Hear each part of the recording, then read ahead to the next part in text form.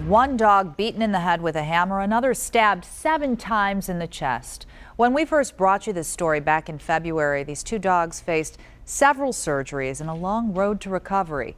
10 TV's Jessica Goddard has followed the story since then, and she joins us live in the newsroom with the story you'll see only on 10 TV. And Jessica, this story really upset me when I first saw it. It touched a lot of us, Kristen. You'll remember Columbus firefighters discovered the 2 dogs after humane agents say a fire was intentionally set in an attempt to hide the abuse. Tonight, the man charged with torturing them told a judge he was high on meth, hadn't slept for days, and doesn't recall committing the attack. The abuse so horrific, some of the pictures of the injuries these 2 dogs suffered are too graphic to show you. Lily was beaten with a hammer. Mo was stabbed repeatedly.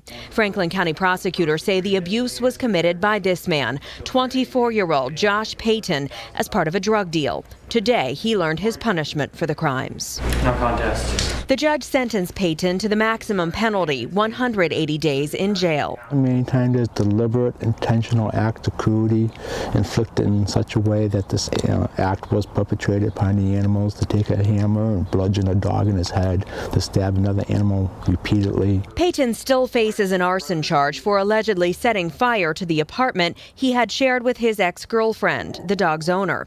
That owner signed over custody to the Capital Area Humane Society, where they spent months healing physically and emotionally from the trauma. I don't think they forget. I think they can learn to trust again. Lily underwent surgery and was eventually adopted by a family in Florida. Mo, whose stab wounds took months to heal, today is barely recognizable from these pictures. You sit? Sit. Good girl. Her owner, who renamed her June, says she's come a long way since then. When we first got her, she would not leave the safe space that was my bedroom. She just wouldn't even come downstairs when new people came over. Now happy and healthy and living in Clintonville, June is finally enjoying her time in the sun. So she is really getting into playing with other dogs and with toys. For the first month or 2 I had her, she wouldn't touch toys or bones, but she came out of her shell and she will de-stuff and de-squeak an animal in record time. So good to see. The judge gave Josh Payton credit for time served, which means he is scheduled to be released on September 30th. He still faces a felony arson charge for setting that apartment on fire. Live in the newsroom, Jessica Goddard, 10 TV News.